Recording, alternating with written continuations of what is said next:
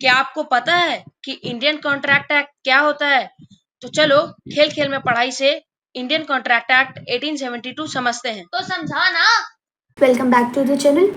Today we are going to continue our part 2 of the series for Indian Contract Act 1872. It is for BCom, BBA and all other courses. इससे पहले हमने बहुत basic difference समझ लिया है agreement और contract के बीच में. अगर आपने वो वीडियो नहीं देखी है तो do refer to that video. और आज हम लोग जो पढ़ने जा रहे हैं वो है necessary element for a valid contract. इसमें हमारे पास कुछ ट्रिक भी है, पर अगर आपने हमें फॉलो नहीं किया है, लाइक नहीं किया है, सब्सक्राइब नहीं किया है तो आप वो ट्रिक ऑब्वियसली मिस कर जाओगे. क्योंकि मैं सोच रही हूँ वो ट्रिक कुछ ज़्यादा ही टाइम के बाद डालूँ, बट स्टिल ये जो 10 पॉइंट्स है ये सबको याद करने के लिए एक ट्रिक है. That's quite easy to keep in mind and learn all this elements of a valid contract. So let's begin. The topic for today is necessary element for a valid contract. What is a valid contract? Valid contract वो contract होता है जिसका beginning से लेकर अभी present तक हर element जो मतलब उस एग्रीमेंट में आया वो सही है. उसका जो ऑब्जेक्ट का लेकर एग्रीमेंट है वो ऑब्जेक्ट लीगल है. जिन इंसानों के बीच में है वो इंसान लीगल वे से चल रहे हैं. जो फॉर्मेलिटीज़ एक एग्रीमेंट को करने के लिए होनी चाहिए वो हो रही है. कुछ डिस्प्यूट नहीं अराइज हुए हैं. These are basic thing which can help you to define a valid contract. ठीक है. अब ये जो वैलिड कॉन्ट्रैक्ट है उसका वैलिड होने के लिए क्या क्या एलिमेंट होते हैं. ठीक है. So we already studied what is a contract. A contract is a agreement which is enforceable at law. So we have already defined what is a contract. एक कॉन्ट्रैक्ट उसे बोलते हैं जो लीगली इन्फोर्सिएबल होता है कोर्ट में. ठीक है. कोर्ट में लॉ की नज़रों में जो इन्फोर्सिएबल हो. An agreement which is enforceable at law is known as a contract. हमने कॉन्ट्रैक्ट भी समझ लिया है, वैलिड कॉन्ट्रैक्ट भी समझ लिया है. अब वैलिड कॉन्ट्रैक्ट होने के लिए क्या क्या एलिमेंट्स ज़रूरी होते हैं एक कॉन्ट्रैक्ट में, अब हम वो समझते हैं. सबसे पहले ऑफर एंड एक्सेप्टेंस. मानिए आपके फ्रेंड ने शॉप बेचनी है. वो आपके पास आएगा, आपको बोलेगा कि मैंने शॉप बेचनी है. तब ना आप उसकी शॉप खरीदने के बारे में सोचोगे. जब तक वो आपके पास ऑफ़र ही नहीं लेकर आएगा तो आपको क्या पता कि अगले ने क्या बेचना है क्या नहीं बेचना है. Imagine Ram want to sell a shop of his, so he will go to Shyam. Ram अपनी एक शॉप बेचना चाह रहा है तो वो श्याम के पास जाएगा और उसे बोलेगा, उसे ऑफ़र देगा कि I am willing to sell my this shop. हम अपनी ये शॉप बेचना चाहते हैं तो इतना मेरा अमाउंट है, ये रहेगा. ऑफ़र इज़ समथिंग जो एक इंसान दूसरे इंसान के पास लेकर जाता है. What is acceptance? Acceptance is something जब वो इंसान जिसके पास ऑफ़र गया है वो उसे एक्सेप्ट कर लेता है. ठीक है. जैसे अब श्याम बोल देगा ठीक है तुम मानो 1 लाख रुपीज़ करके अपनी वो शॉप बेच रहे हो, हम तुमसे वो शॉप खरीद लेंगे. सो this is acceptance of Shyam. Offer and acceptance in a short way I can say you. Imagine somebody approaches you, a boy or a girl approached you. This is an offer made by them, and if you accepted that offer of theirs, that is the acceptance. इससे अच्छा example और कोई नहीं हो सकता जो आपको offer और एक्सेप्टेंस इतने अच्छे तरह से बता दे. Okay. I think this very first point is clear to you all. That's offer and acceptance. दूसरा है free consent. Free consent states that one must not be force to come in to the contract. जैसे मानिए राम ने store बेचने का offer Shyam के पास लेकर गया था. Shyam accepted that.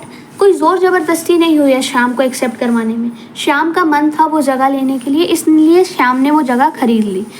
श्याम के सर पर हमने बंदूक रख कर या उसे इमोशनल ब्लैकमेल कर कर या उसे टॉर्चर कर कर हमें नहीं बेची है. आपस में संतुष्टि के कारण, सेटिस्फैक्शन के कारण they came into this contract. So this is free consent. Now offer and acceptance तो हमने समझ लिया कि आपके पास कोई अप्रोच लेकर आया. फ्री कंसेंट मतलब अगर आपको मन है उस ऑफ़र को येस बोलने का, यू विल से येस. और आपको मन नहीं है उस ऑफ़र को येस बोलने का जो आपके हिम और हर ने दिया है, तो you can say no on their face. You are free to come in to this relationship और free to go out of this relationship. I hope business law is clear.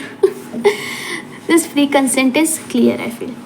The next one is creating legal relationships. ये तो आप सबको पता ही होगा. Still, when the offer is made, acceptance is done, सब कुछ free consent से हुआ है, तो एक लीगल तौर पर रिलेशनशिप बन जाती है. ठीक है, लीगल तौर पर रिलेशनशिप मतलब this relationship is in the eye of the court. Okay, in the eye of the law this relationship has been created. अब जो कंसेंट हुआ है वो कोर्ट की नज़रों में है. अगर आप कुछ गलत करते हैं, अगर आप कुछ 2 नंबर काम जिसे बोलते हैं, ड्रग्स की स्मगलिंग, ये वो करते हैं, और ये चीज़ का आइडिया अगर कोर्ट को लग जाता है तो ये रिलेशनशिप का ध्यान कोर्ट देगा. Court will look after it कि जो भी आप करो वो लीगल तौर पर करो. एक लीगल म्यूचुअल रिलेशनशिप क्रिएट हो जाती है. In short, imagine that him or her approached you, you came into the relationship with your consent, so there is a mutual relationship created among you and her, or you and him. There is some relationship created, so there is some relationship created for both better understanding. Okay, this is only created a legal relationship. It is created in the eye of the law. I hope this very point is clear to you all. The next one is agreement not explicitly void. Explicitly void मतलब खुला आम. Agreement खुला आम voidable नहीं होना चाहिए. Voidable in the sense जो खराब हो. Voidable in sense जिसकी beginning से कोई ऐसी खराबी हो जो हमने ध्यान नहीं दिया है, but we can see that ऐसी कुछ खराबी है. That is known as void. Explicitly खुला वर्ड नहीं होना चाहिए. ठीक है, जैसे आपने जो कॉन्ट्रैक्ट बनाया है वो कॉन्ट्रैक्ट बोल रहा है कि हमें कॉन्ट्रैक्ट रिटन तौर पे बनाना है, लिख कर कॉन्ट्रैक्ट होना चाहिए, और हमने कॉन्ट्रैक्ट और वर्बली बना दिया है. तो this is agreement explicitly word. ठीक है, और मानिए जो हमने कॉन्ट्रैक्ट किया है that says that the agreement must be written as well as register in the eye of law. हमने रिटन तो कर लिया पर हमने रजिस्टर नहीं किया. So this agreement is void in the eye of law.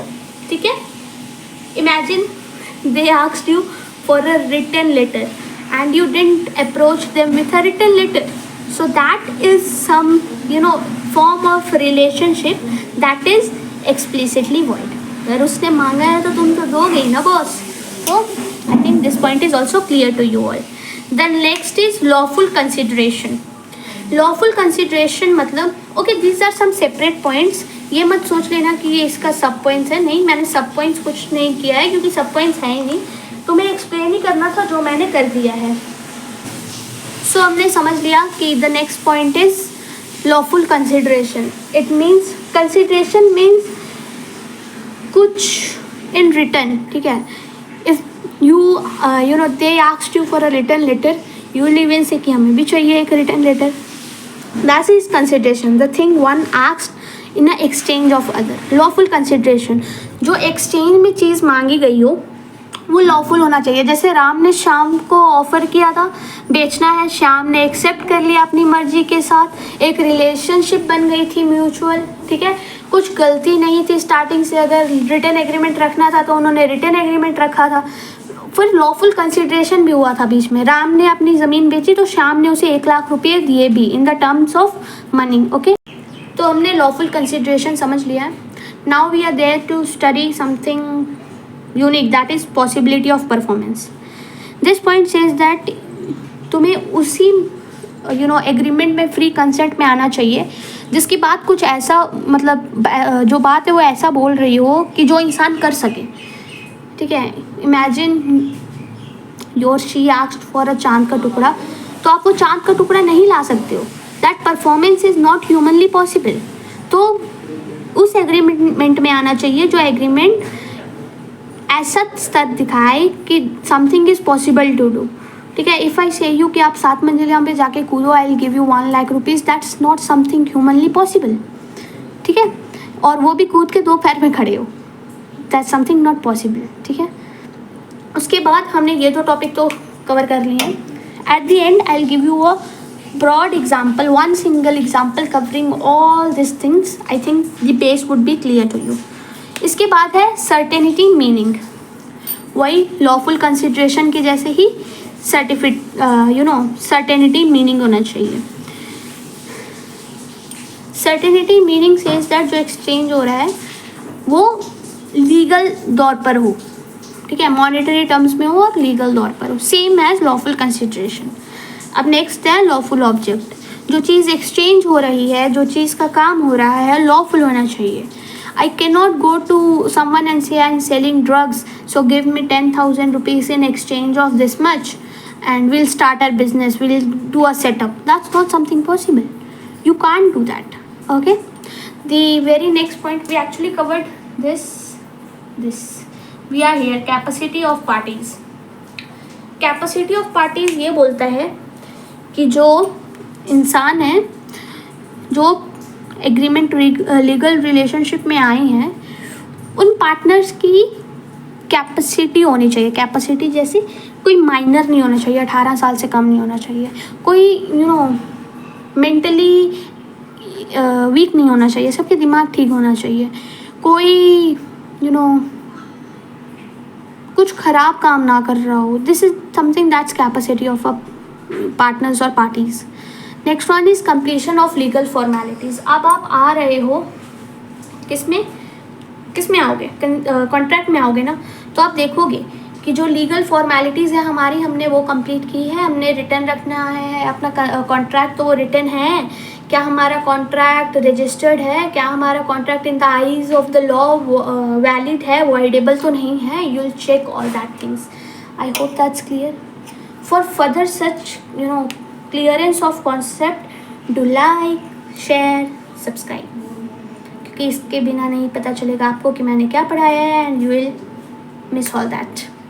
ठीक है, so now summarize this all. I'll summarize this all for you all in one shot. So here you go with the summary. सबसे पहला offer and acceptance. We'll take example of Ram and Shyam again. Ram offer लेकर गया था अपनी shop बेचने के लिए श्याम के पास, दिस इज़ ऑफ़र। श्याम ने इसे एक्सेप्ट कर लिया, दिस इज़ एक्सेप्टेंस। दोनों अपनी मर्ज़ी से इसमें आए हैं, कोई दादागिरी रौला नहीं चला है, गन की पावर पर, पॉलिटिकल पावर पर, इकोनॉमिकल पावर पर ये कॉन्ट्रैक्ट नहीं हुआ है, ये म्यूचुअल कंसेंट से हुआ है, this is called free consent. ठीक है, अब राम और श्याम एक दूसरे की एक चीज़ें एक्सचेंज कर रहे हैं, राम लैंड बेच रहा है, श्याम पैसे दे रहा है, तो एक लीगल रिलेशनशिप क्रिएट हो गई है। Agreement not explicitly void. जब राम श्याम एक दूसरे को ये सब बेचने की बात कर रहे हैं तो उन्हें लगा कि हाँ, हम कंफर्म है कि हम राम को ही बेचेंगे और राम श्याम को ही बेचेगा और श्याम राम से पैसे लेगा, तो ये अब कॉन्ट्रैक्ट को रिटर्न तौर पर कर लेंगे। अगर वो कॉन्ट्रैक्ट को रजिस्टर करना होता होगा तो वो उससे रजिस्टर भी कर लेंगे। तो ये ना एग्रीमेंट एक्सप्लिसिटली वॉइड है। उसके बाद लॉफुल कंसिडरेशन होना चाहिए, जो भी मैटर एक्सचेंज में आ रहा है वो लॉफुल होना चाहिए। शॉप बेचना इज़ लॉफुल थिंग और एक्सचेंज पैसे मिल रहे हैं, that's even lawful. There is nothing something that can harm public property is involve here, और public in this sense is involve here. फिर पॉसिबिलिटी ऑफ परफॉर्मेंस। अगर यही राम बोलता कि अगर तुम मुझे महीने के 60,000 रुपीज़ रेंट दोगे तब हम तुमको अपनी प्रॉपर्टी देंगे, दैट्स नॉट ह्यूमनली पॉसिबल कि आप एक महीने का 60,000 प्रॉफिट करो। हाँ, हो सकता है, but at the beginning stage it is not possible.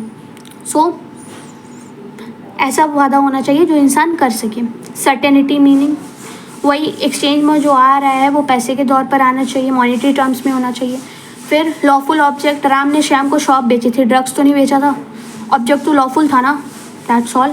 Capacities of parties, Ram और श्याम जो दो पर्सनस इस पार्टी को बना रहे हैं, लीगल रिलेशनशिप को बना रहे हैं, दोनों पार्टीज़, दोनों पार्टनर मेंटली स्टेबल होने चाहिए, इलीगल काम नहीं करते हों। ठीक है, this are the points saying here. The very last point is completion of legal duties. Completion of legal duties says that the legal formalities in the eyes of the court must be fulfilled. If court said कि written, registered, stamped by the court होना चाहिए, court के ढप्पे लगने चाहिए, तो one must do that.